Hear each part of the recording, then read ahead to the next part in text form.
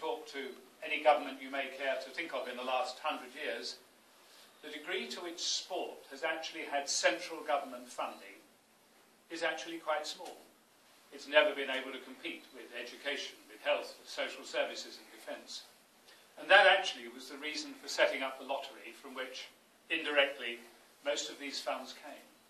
Because how people spend their leisure time is important. If you don't provide facilities for young people, what are they to do?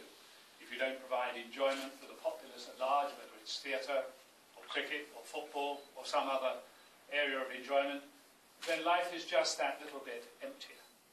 So I really want to begin by congratulating you, Keith, and the club on what you've actually done here and on these splendid new facilities. The funding may have come from elsewhere, but there's been a huge amount of voluntary work in bringing it about, a huge amount of work in preparing the application, in convincing people that it was worthwhile, and then in carrying it out. And in carrying it out, it seems to me, looking at the bar for £4,000, perhaps the best expenditure you've made. I may not get out on the football pitch to try that out, but my goodness, I'm going to try that out. All of that only comes about because of community involvement and the involvement of, as is always the case, a handful of people who are leaders to try and take the club to a different level.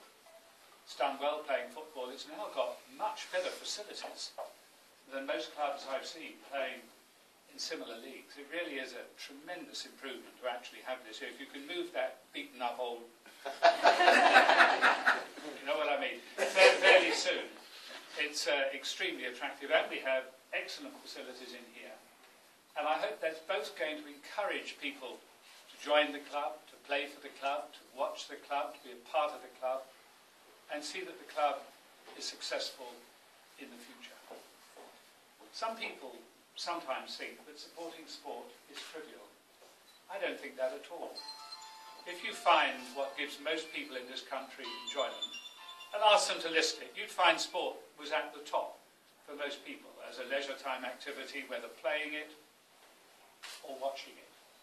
And now we have better facilities both for players and also, as I've inspected the facilities outside, for the spectators as well, and I hope they may come very large numbers. So very, very many congratulations on what you've achieved here, and thank you for inviting me to open it. Now, normally when you open something you have a choice as to which string you pull. And there are usually two strings to confuse, and you have a 50% chance of getting it right. Which, if I may say to you, Keith, is a better set of odds than you ever get in politics. 50% is perfectly all right. But this looks okay. It's so kind of you to decorate it with a Chelsea scarf.